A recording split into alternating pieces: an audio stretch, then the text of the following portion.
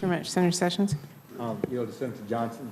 Thank you, Madam Chair, and Senator Sessions, appreciate you yielding your time.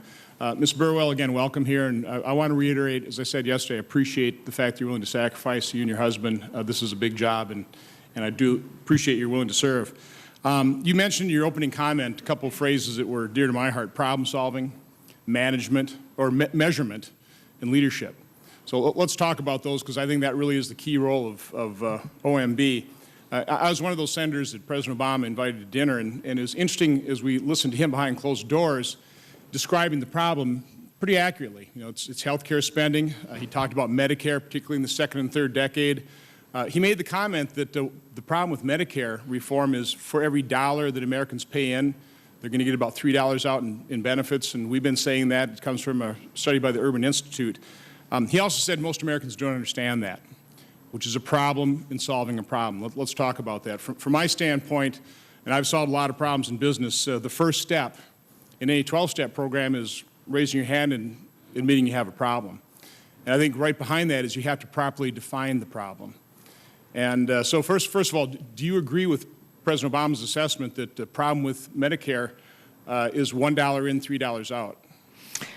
I agree that the actual dollars in and dollars out, and then the next question is what is that rooted in? Is it rooted in cost? Is it rooted in numbers going to the next step? But again, all I've ever heard President Obama say publicly is we just need modest reforms to Medicare. But when Medicare is a $575 billion a year program and you have $1 in and $3 going out, would you agree that implies more than modest reforms going to be required to save that program, very important program for Americans? What I think that very important program to Americans, what I think is important is thinking about it in terms of how do we meet the appropriate level of commitments that we've made at the same time that we address that the dollar in, dollar out problem that you started. That's serious reform that's required, though. Wouldn't you agree? Not just modest? I think that the reforms that are required when we start looking at some of the numbers, and again, I'll work off what I have, which is the fiscal offer. And when we see that additional $400 billion in that healthcare space, I think we're starting to talk about actually large numbers.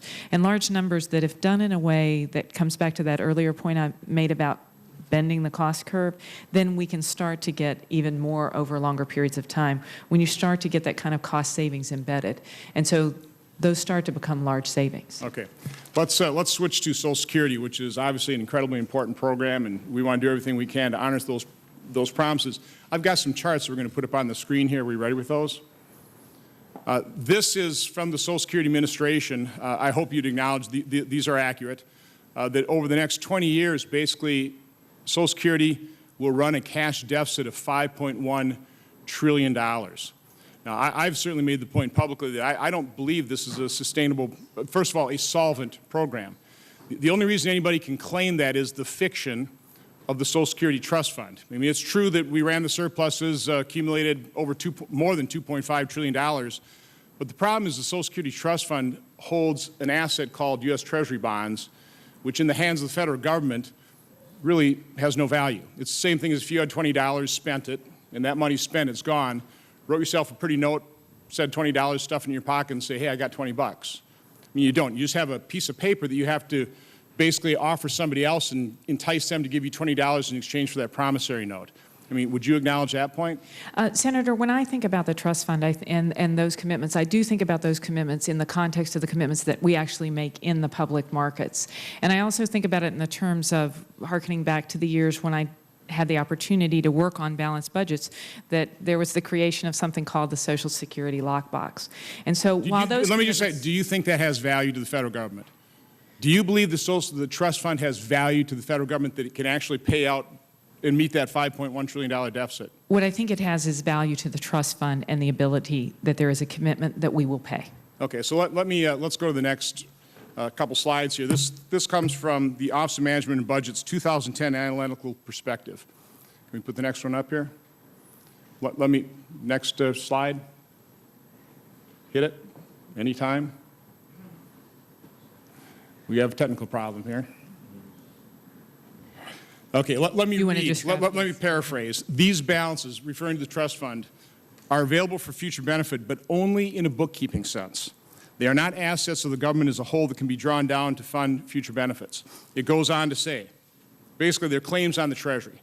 So in general, when you're talking about a consolidated statement, you have Social Security Trust Fund. It holds $2.5, $2.6 trillion worth of bonds. But on the other hand, you have the U.S. Treasury Department that has the liability. So you have an asset on one hand, liability on the other, and the Office of Management budget, when you consolidate those statements, claims that nets to zero.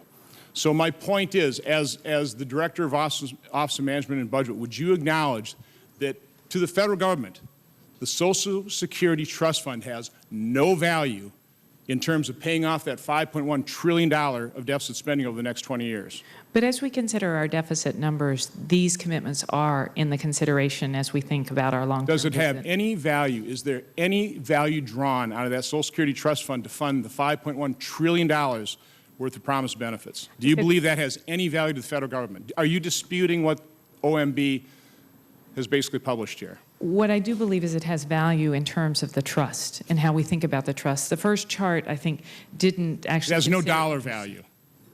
There are no dollars there. There's nothing of value to pay those benefits. Isn't that correct? I think, though, when we think about the issuance of debt that we do on a regular basis in the public markets and in terms of how we think about that as well. So right now we have a very large deficit. There are investors all over the world purchasing that debt. And the question is that, how do we think about that? So basically, we've made promises to seniors, which we're going to honor, but the only way we honor those promises is for the Treasury Department to basically increase taxes on the American public or float more bonds. There's nothing that they can cash in from the Social Security Trust Fund that has any value to pay those benefits. Isn't that correct? So until 2033, at that point, that's the point where the interest of these investments stop. In the earlier chart, am I right? But these investments are worth zero to the federal government. That's my point. Social Security Trust Fund will give those bonds, and then how does the federal government fund those bonds? How do they make the payment on those bonds? They make the payment. The trust fund has been self-funding for many years. As you reflected in the chart, there comes a time and point where that shifts, and then we draw down on the assets. Because during How do you pay off those assets? Senator, with Okay, all due I'm respect, you're over your time, and